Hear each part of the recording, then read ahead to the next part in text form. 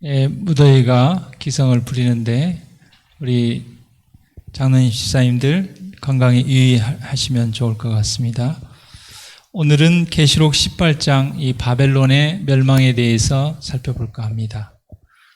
우리가 다니엘 2장에 보면 바벨론, 페르시아, 그리스, 로마 이 모든 이 세상의 나라들이 멸망한 것을 보게 됩니다. 이 세상에 있는 것은 그 어떤 것도 영원한 것은 없다는 것을 보여주고 있습니다. 오직 영원한 것은 예수 그리스도께서 세우신 하나님의 나라만이 영원합니다. 그리고 사람도 어떻습니까? 아무리 높은 왕이라 할지라도 유명한 사람이라 할지라도 부자라 할지라도 죽지 않는 사람은 아무도 없습니다. 다 흘러가는 시간 속에 죽음을 맞이하게 되었습니다. 오늘 우리는 이 바벨론의 멸망을 통하여 세상의 끝을 다시 한번 기억하고 우리의 소망과 마음을 영원히 두어야 될 곳이 어디인지 기억하는 시간이 되기를 바랍니다. 계시록 18장 1절 말씀에 다른 천사가 하늘에서 내려오는 것을 보니 큰 권세를 가졌는데 그의 영광으로 땅이 환하여졌다 그랬습니다. 여기 계시록 18장에 등장하는 천사는 마지막 예수님의 재림과 추수를 위하여 준비하는 늦은비 성령운동, 땅끝까지 복음이 전파되는 복음운동을 이야기합니다. 이 복음운동은 전 세계에 퍼져나갈 것입니다. 우리가 사도행전 1장 8절에 오직 성령이 너에게 임하시면 예루살렘과 유대와 사마리아와 땅끝까지 복음이 전파된다 그랬습니다. 오순절에 마가의 다락방에 120명이 모여서 기도할 때 그들에게 내렸던 성령은 이른비 성령입니다. 하나님의 복음의 씨앗을 세상에 뿌리는, 그러나 그 이른비 성령 속에서도 하루에도 3,000명씩 5,000명씩 회개했다고 그랬습니다. 과연 늦은비 성령의 역사는 얼마나 강력할까? 우리가 상상할 수 없을 것 같아요. 우리가 연말이 되면 합회별로, 연합회별로 어느 교회가 뭐 침례를 몇 명을 냈다, 합회는 몇 명을 냈다, 연합회는 몇 명을 냈다 얘기합니다.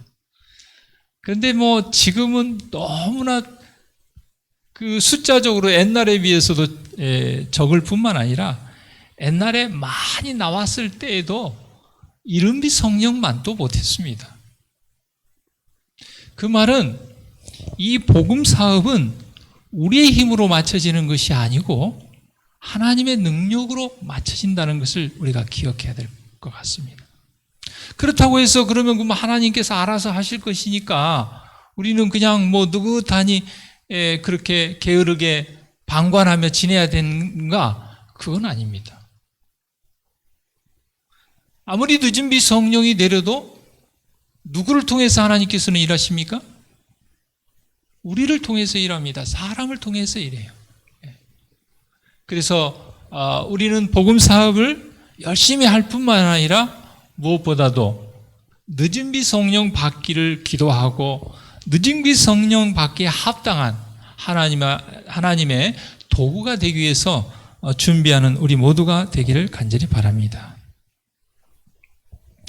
2절에 힘센 음성으로 외쳐 가로되 무너졌도다 무너졌도다 큰 성 바벨론이여 귀신의 처소와 각종 더러운 영에 모이는 곳과 각종 더럽고 가증한 새에 모이는 곳이 되었도다 그랬습니다. 무너졌다는 표현을 2번 반복해서 썼습니다. 하나님께서 반복할 때는 확실하다는 것과 또 강조하기 위해서 그렇게 합니다. 그런데 이 미래형을 쓰지 않고 또 과거형을 썼습니다. 큰 성 바벨론이 아직 무너지지 않았습니다. 그런데 하나님께서 문법을 몰라서 이렇게 쓰신 것이 아니라 미래에 무너질 것이지만 과거형을 씀으로 인해서 확실히 무너질 것을 강조하는 것입니다. 큰 성 바벨론은 어떤 곳입니까? 귀신의 처소와 각종 더러운 영에 모이는 것과 각종 더럽고 가증한 새가 모이는 곳, 정말 하나님의 진리와 너무 동떨어진 그런 이 교회의 모습을 이렇게 묘사를 했습니다. 또 그 음행의 진노의 포도주를 인하여 만국이 무너진다고 그랬습니다. 만국은 세상 나라들을 얘기합니다. 정치적인 세력을 얘기합니다. 이 종교적인 세력과 정치적인 세력과 경제적인 세력, 이 세 세력이 손을 잡고 일하고 있는데 무너지면 하나만 무너지겠습니까? 셋이 손을 꽉 잡고 있는데 한 사람이 물에 빠지는데 두 사람도 같이 빨려 들어가서 빠지게 되어 있는 것입니다. 그래서 큰 성 바벨론, 이 종교적인 세력이 무너질 때에, 멸망할 때 세상 나라들, 정치적인 세력도 같이 무너집니다. 또 땅의 왕들이 그로 더불어 음행하였으며 땅의 상고들은 뭡니까? 장사하는 사람들, 경제적인 세력들도 그 사체의 세력을 인하여 치부하였던 그들도 같이 이렇게 무너지는 것입니다. 바벨론의 정신은 혼합되고 더럽고 가증한 것의 상징입니다. 혼합됐다는 건 뭡니까? 진리에 오류가 섞인 것을 얘기합니다. 정직한 것에 부정한 것이 섞인 것을 이야기합니다. 교회는 어떻습니까? 교회는 정말 하나님께서 아름다운 신부로, 여러분 결혼식장 가면 제일 아름다운 사람이 그날의 주인공은 누굽니까? 신부. 요즘 신부들은 잘 웃어요. 그래서 딸을 많이 낳는가? 근데 정말 하얀 드레스를 입은 신부 얼마나 아름답고 순결하고 정결합니까? 근데 이 교회를 그렇게 정결한, 순결한 신부로 얘기했어요. 근데 이 교회가 하나님의 말씀의 진리를 떠나서 오류가 섞이고 거짓되고 세상 사람들과 손을 잡고 경제적인 세력과 손을 잡고 그렇게 부정하고 더럽고 가증한 모습을 보인다면 하나님께서는 그걸 가증히 여기시고 그것을 심판하실 수밖에 없는 것입니다. 그 다음에 정치는 어떻습니까? 우리 교회는 좀 정치로부터 좀 거리를 둡니다. 제가 예전에 한 번은 어느 지역에 발령을 받아서 가게 됐는데 그 국회의원 선거에 그 캠프에 사무장을 맡아서 우리 교회 교인 중에 한 분이 있었어요. 남자 집사님 중에 한 분이. 그래서 장로님들이 그 선거 캠프에 좀 그래도 목사님 가서 좀 기도 좀 해주고 오게요. 그렇게 가기가 싫은 거예요. 왜냐하면 우리 교회가 항상 그 거리를 두고 어떤 정당이나 이런 데 이렇게 하면 안 된다는 것을 저도 늘 교회 생활을 하면서 목회하면서 들어왔기 때문에 정말 같이 따라서 가는 게 참 쉽지 않았어요. 그런데 이제 교인을 사랑하는 마음으로 가서 사랑으로 위로한다 해서 이제 따라갔어요. 갔는데 정말 이 사람이면 안 된다, 또 그렇게 기도하기도 쉽지 않더라고요. 그래서 어떻게 기도했냐면 하나님 마음에 합당한 사람이 되게 해달라고 그렇게 기도를 했는데, 여러분 정치가들이 어떻습니까? 그들이 국민을 위해서 일한다고 하지만 정말 자기의 유익을 위해서 그렇게 하는 경우들이 얼마나 많습니까? 그리고 온갖 정직하지 못한 방법, 여러 가지 술수들, 그 다음에 자기의 어떤 명예를 위해서 다른 사람을 해치고 정말 순진무구한 백성들이 뭐 죽든지 말든지 오직 자기가 대통령이 되기 위해서 군대를 동원하고 이런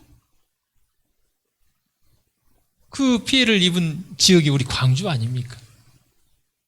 그래서 정말 눈에 넣어도 아깝지 않을 그런 생태 같은 자식을 잃어버린 그 어머니들, 그 부모님, 형제들이 힘은 없어가지고 당했지만 그들의 사무침과 그들의 울부짖음이 하늘에 상달됐고 하나님께서는 그러한 세력들을 다 뭐 하시겠다는 거예요? 심판하시고 멸망하신다는 것이죠. 이 세상 법정에서 심판하지 못했다 할지라도 하나님은 다 기억하고 알고 계시요. 그때 이름도 없이 빛도 없이 땅에 묻힌 사람도 있을 것입니다. 그러나 누구는 기억하고 있어요? 하나님께서는 그거 다 기억하고 있어요. 그 다음에 세 번째는 경제적인 세력들. 여러분 참 어떤 사업을 할 때 어떻습니까? 참 정직하게 하기가 쉽지 않다고 그래요. 그렇지 않습니까? 그래서 특별히 또 대기업들은 중소기업이나 소상인들을 굉장히 또 마치 아합이 자기가 양이 많은데도 불구하고 하나밖에 없는 양을 이세벨과 합작해서 빼앗아 가는 것처럼 그런 일들이 얼마나 많습니까? 노동자들의 노동력을 착취하고 그런 경제적인 세력, 바벨론 정신을 가진 그 세력들을 하나님께서 심판하신다는 것입니다. 계시록 18장 4절에 또 내가 들으니 하늘로서 다른 음성이 나서 가로되 내 백성아 거기서 나오라. 그 바벨론 속에도 정말 가증하고 더럽고 오류가 섞여 있는 그 교회에도 하나님의 백성이 있다는 것이죠. 그 정말 권모술수가 난무하는 그 정치적인 그 세력 속에서도 국민을 위해서 백성을 위해서 하는 그런 하나님의 정신을 가진 예수님의 정신을 가진 소수의 하나님의 백성들이 있다는 것이죠. 그 다음에 정말 돈을 벌기 위해서 상대가 죽든지 말든지 하는 그런 경제적인 그 세력 가운데서도 예수님의 마음을 가지고 정말 나도 살고 너도 같이 살자는 그런 정신으로 사업을 하는 하나님의 백성들이 있다는 것이죠. 그래서 내 백성아 거기서 나오라. 바벨론 정신으로부터 나오라. 그의 죄에 참여하지 말고 그의 받을 재앙들을 받지 말라. 하나님께서 경고하십니다. 우리는 이 말씀을 세상에 있는 바벨론 정신을 가진 교회와 정치적인 세력과 경제적인 세력을 바라볼 뿐만 아니라 보이지 않는 우리의 마음속에 있는 바벨론 정신이 있는가? 그런 것이 있다면 우리도 그런 바벨론 정신으로부터 우리가 나와야 되겠습니다. 이 바벨론의 죄는 사람의 유전을 따라 하나님의 말씀을 왜곡시키고 이기어의 이론들을 혼합하며 계명을 무시하고 화려한 의식이나 예전으로 사람들을 현혹시키는 것이 이 바벨론의 죄입니다. 사람의 유전을 따라 하나님의 말씀을 왜곡시키고 여러분 이 세상에 많은 종교가 있고 많은 부류의 사람들이 있지만 하나님께서 선지자를 통하여 각 시대의 대쟁투에서는 딱 두 부류로 나눠진다고 그랬어요. 하나님 중심의 삶이냐 인간 중심의 삶이냐 믿음으로 말미암는 의냐 아니면 행함으로 말미암는 의냐. 사람의 유전을 따라 한다는 것은 정말 사람의 힘으로 사람의 능력으로 마치 그 바벨탑을 쌓을 때 자기의 이름을 내기 위해서 그들이 바벨탑을 쌓았던 그 바벨론 정신, 그것은 다 멸망할 수밖에 없다는 것이죠.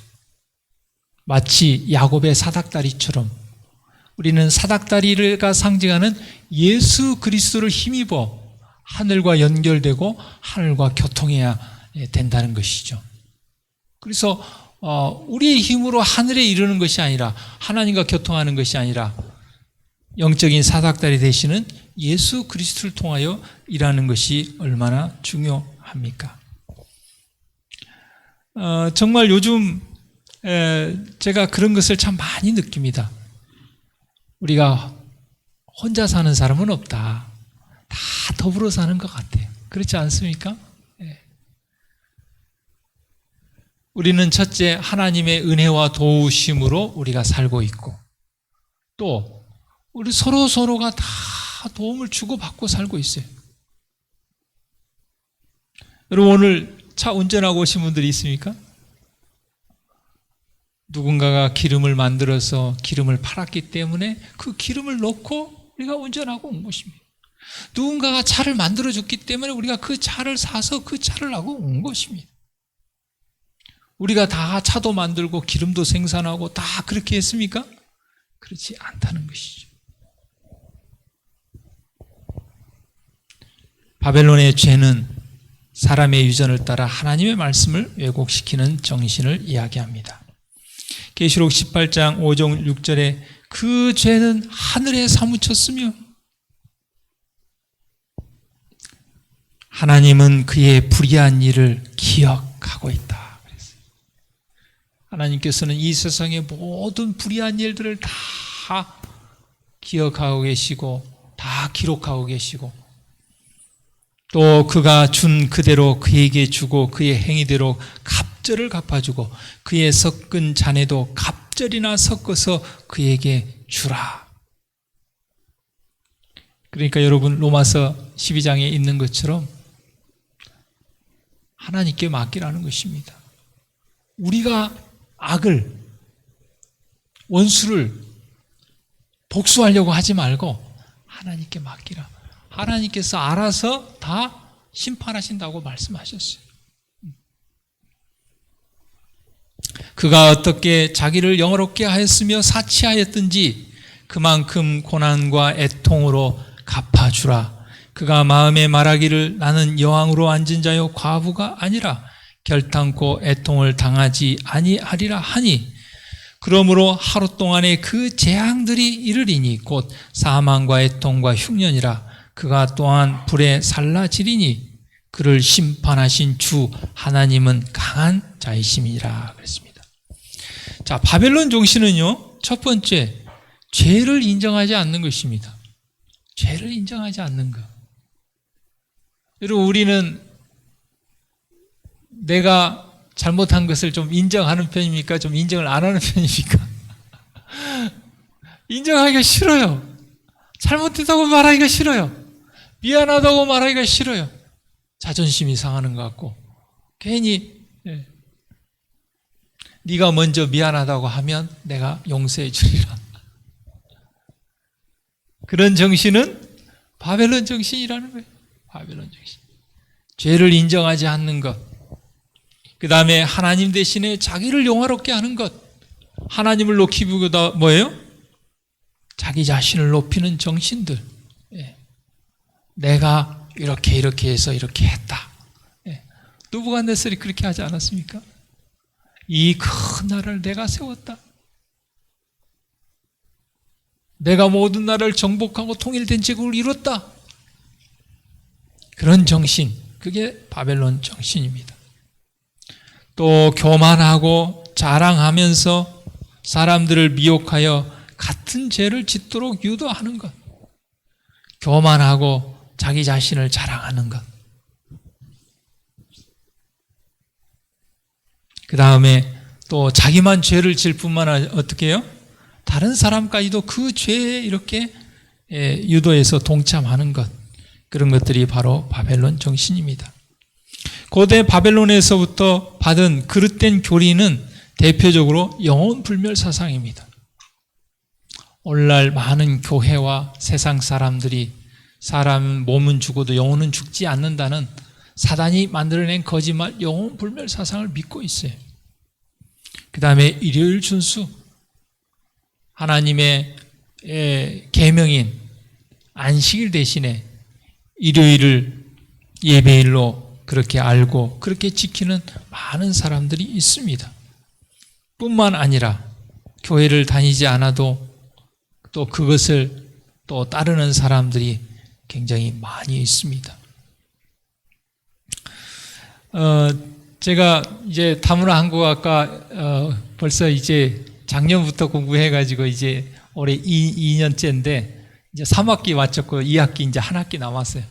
예전에 제가 설교하면서 한번 말씀을 드렸는데 다른 건 이렇게 이제 온라인으로 공부를 하기 때문에 시험이 이렇게 뭐 금요일, 토요일, 토요일, 일요일 이틀에 하여튼 하루만 한 번만 보면 돼요. 그러니까 안식일에 이렇게 시험이 걸리지 않고 이렇게 잘 그렇게 했는데 1학기 때 이렇게 가만히 보니까 이렇게 한글을 가르치는 실습이 안식일에 있는 거예요. 2번 다. 아유, 이거 어떻게 해야 되나 하고 정말 한 학기 동안 기도를 참 많이 했습니다. 그리고 이제 담당 교수님께 1학기가 마쳐지고 이제 여름방학이 되기 전에 좀 전화를 해가지고 좀 내 사정을 얘기하고 이게 좀 가능한지, 그래서 뭐 안 된다고 하면은 이거 졸업이 못할 수도 있겠다, 또 그런 생각도 하면서 아주 기도를 많이 하고 조심스럽게 교수님께 전화를 드렸습니다. 그래서 이렇게 설명을 했어요. 그랬더니 그 교수님께서 예전에 이렇게 숫자가 많을 때는, 실습생이 숫자가 많을 때는 평일에도 이렇게 실습한 그런 때가 있다고, 그래서 긍정적으로 한번 검토해 보시겠다고 그러면서 2학기 때 이제 수강 신청을 하면 그때 한 번 더 이렇게 이야기하면 좀 배려를 해줄 수 있겠다는 식으로 긍정적으로 이렇게 참 말씀을 해주셨습니다. 좀 감사했어요. 그리고 제가 소개해가지고 또 한 학기 공부한 집사님 한 분이 계시거든요. 그렇기 때문에 제가 참 책임감이 중했어요. 그래서 제가 이 문제를 해결을 못하면 또 그 집사님도 어려움을 당할 텐데, 그렇게 생각하면서 하나님께 기도를 많이 했는데 하나님께서 도와주셨습니다. 이 세상에 많은 사람들은 다, 그리고 보통 같으면 토요일날 실습 한 번 있으면 일요일날 실습 한 번 있고 이래야 되는데, 요즘은 정말 다 거의 토요일날 이렇게 시험 보는 걸로 많이 왜 그렇습니까? 일요일을 준수하는 사람들이 다 어디요? 정치권하고 그냥 경제적인 세력하고 손을 잡고 이 법들을 많이 바꿔놨어요. 그래서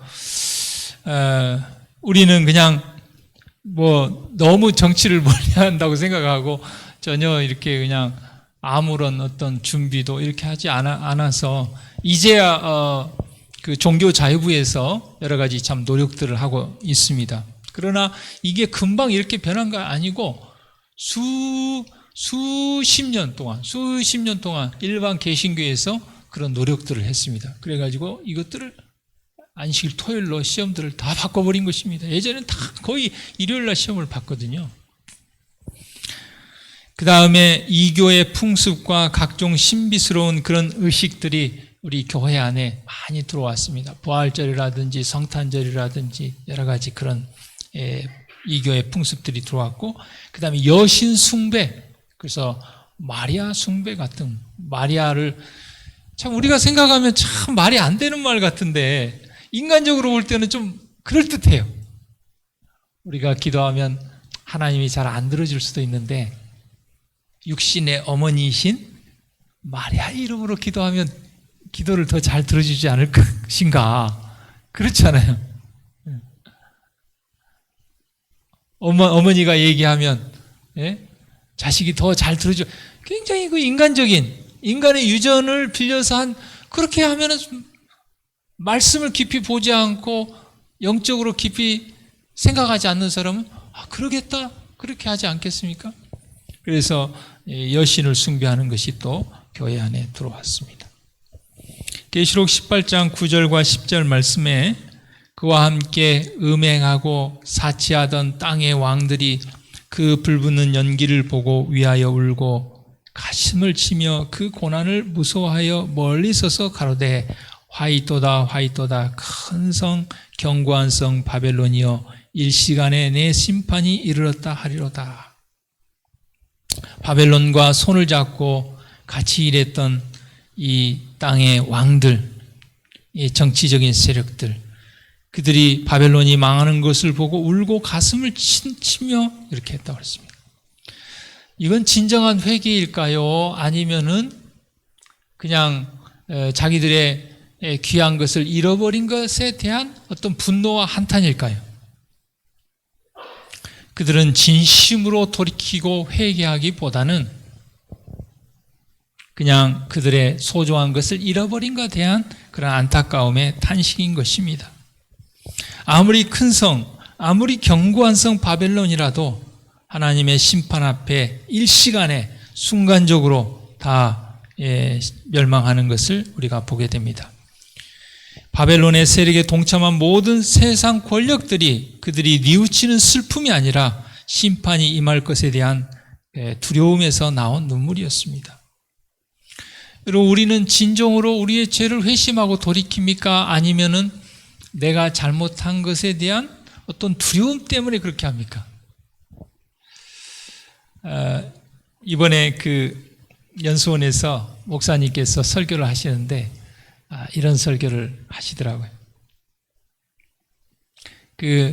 아주 전도사 시절에 옛날에 차가 별로 없을 때, 뭐 하편에 차가 한 대나 두 대나 있을까 말까 할 그때 이제 전도사로 교회 부름 가서 나가셨는데 장인어른이 목회 잘하라고 중고 봉고차를 하나 사주셨나 봐요.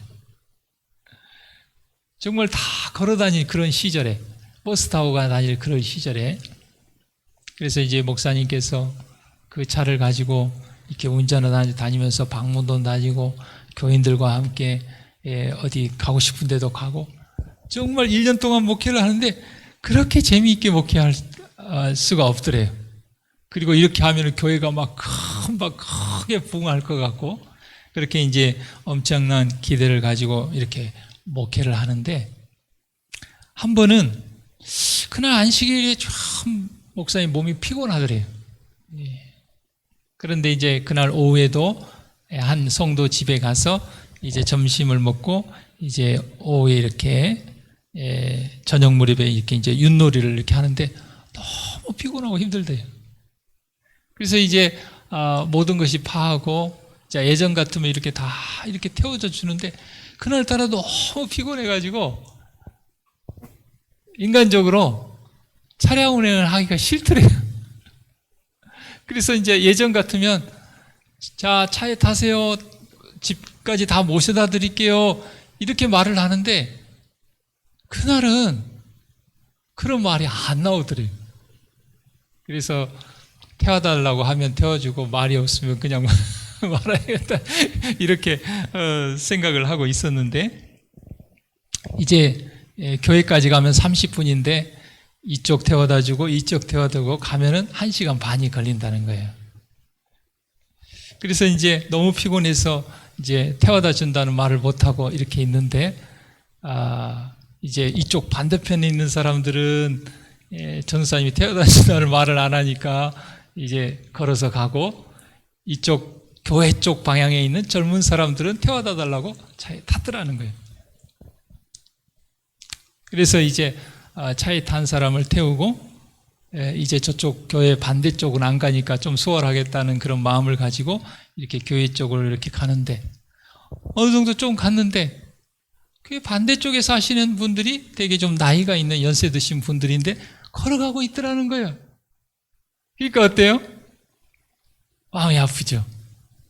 그래서 이제 전도사님이 안 되겠다 싶어서 차를 세우고 지사님들 타세요. 모셔다 드릴게요. 하고 이렇게 이제 몇 번 권해서 탔는데 한 장로님이 안 타시더라는 거예요. 이제 화가 나신 것 같아. 그래가지고 타시라고 아무리 해도 안 타시면서 뭐라고 말씀하시냐면 전도사님은 젊은 사람들만 이렇게 태워다 주고 나같이 나이 들고 늙은 사람은 그냥 걸어간다는 식으로 이렇게 얘기를 하니까 굉장히 화가 난 것이죠. 목사님 전도사님 생각에 야 이제 목회는 끝났다 이런 생각이 들더래.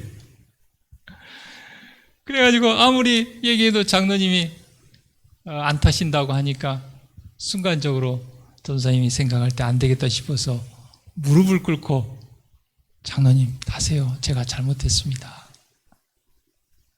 왜냐 그때야 이제 장로님이 차에 타셔서 태워다 주고 집에 이렇게 돌아왔는데 한없이 마음이 슬프더라는 거예요. 그러니까 자기가 무릎을 꿇은 것은 내가 진정으로 회심하고 회개해서 무릎을 꿇은 것이 아니라 그때의 위급한 그 상황을 모면하기 위해서 내가 무릎을 꿇었다고 생각하니까 너무 창피하고 자존심도 상하고 내가 이렇게는 목회를 못하겠다. 그렇게 해가지고 사직서를 써가지고 이제 내일 합회 가서 이렇게 내야겠다. 그렇게 하고 있는데 그 다음날 장로님이 전화가 왔어요.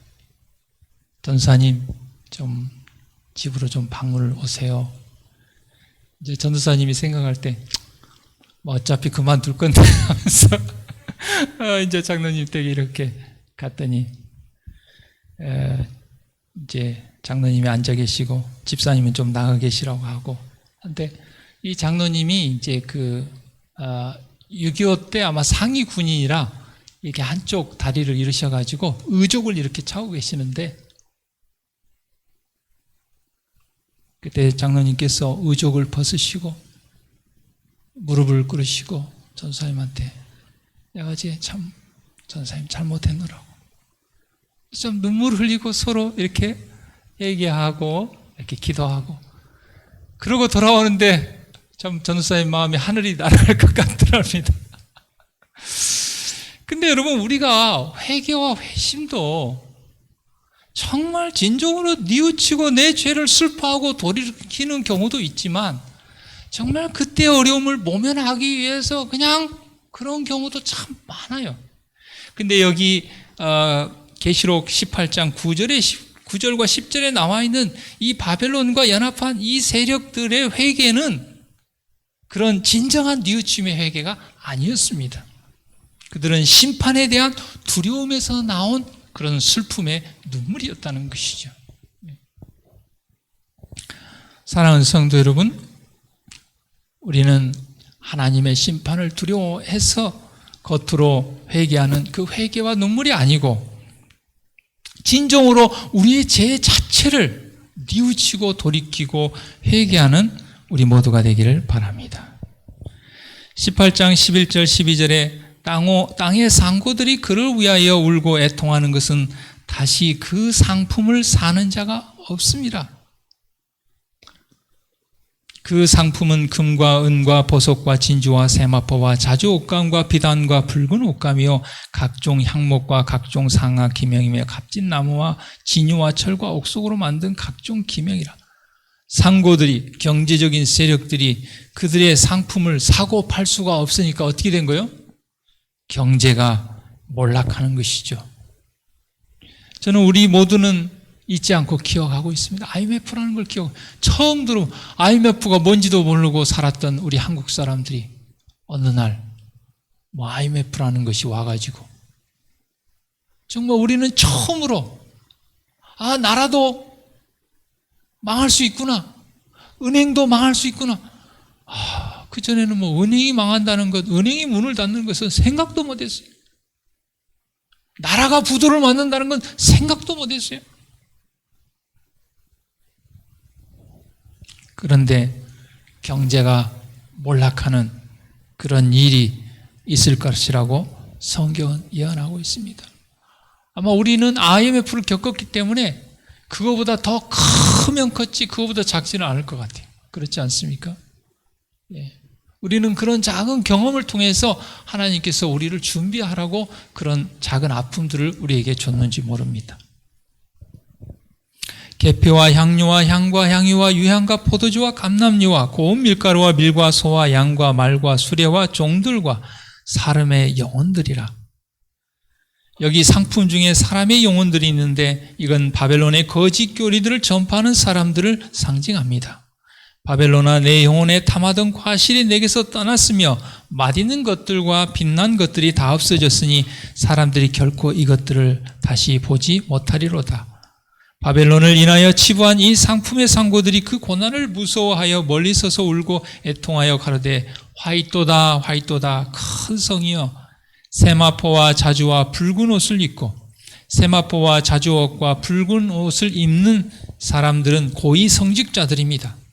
금과 보석과 진주로 꾸몄다는 것은 화려하게 장식된 모든 성물들과 성상들을 상징합니다.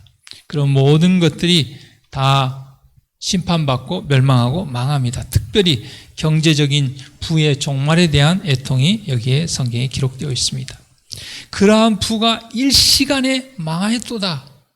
각 선장과 각 처를 다니는 성객들과 선인들과 바다에서 일하는 자들이 멀리 서서 그 불붙는 연기를 보고 외쳐 가로되 이 큰 성과 같은 성이 어디 있느냐 하며 그랬습니다. 여러분, 우리는 정말 일시간에 무너지는 것들을 우리는 정말 최근에 자주 보고 있어요.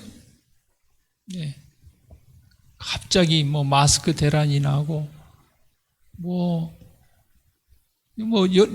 갑작스러운 일들이 참 많이 일어나요.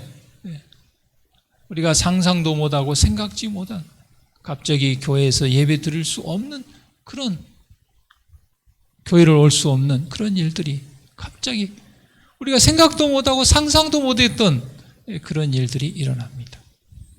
근데 부가 일시간에 망하는 것도 IMF보다 더 강력한 경제적인 부가 몰락하는 것들을 우리는 앞으로 보게 될 것입니다.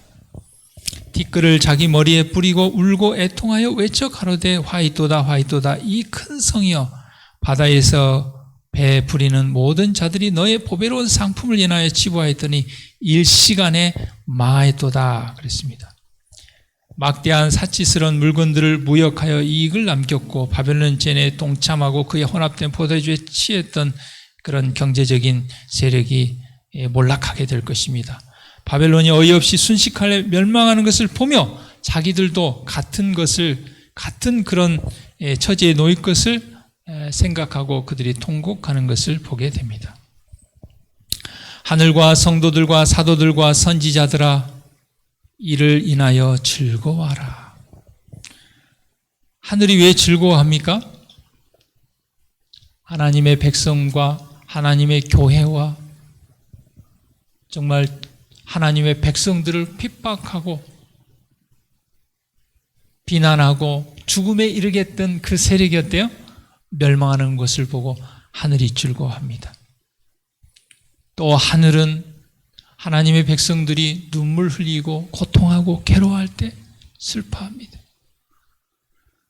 예수님은 하나님의 백성들이 고난받을 때 같이 눈물 흘리셨습니다. 하나님의 예루살렘 성이 회개하지 않을 때 예수님은 눈물을 흘리셨습니다. 예수님의 사랑하는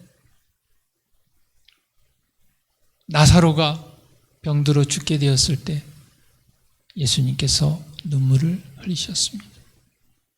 그러나 믿음으로 과부가 두렙돈을 드렸을 때 12의 혈증 앓는 여인이 믿음으로 예수님을 접촉했을 때 예수님은 즐거워하셨고 그들을 칭찬하셨고 그렇게 하셨습니다. 하나님이 너희를 신원하는 심판을 그에게 하셨음이라 하더라. 이에 한 힘센 천사가 큰 맷돌 같은 돌을 들어 바다에, 여러분 맷돌이 얼마나 무겁습니까? 그것을 바다에 던졌다는 것은 이 큰 성 바벨론의 멸망에 완전하고 영원한 것을 상징으로 보여줍니다. 큰 성 바벨론이 이같이 몹시 떨어져 결코 다시 보이지 아니하리로다.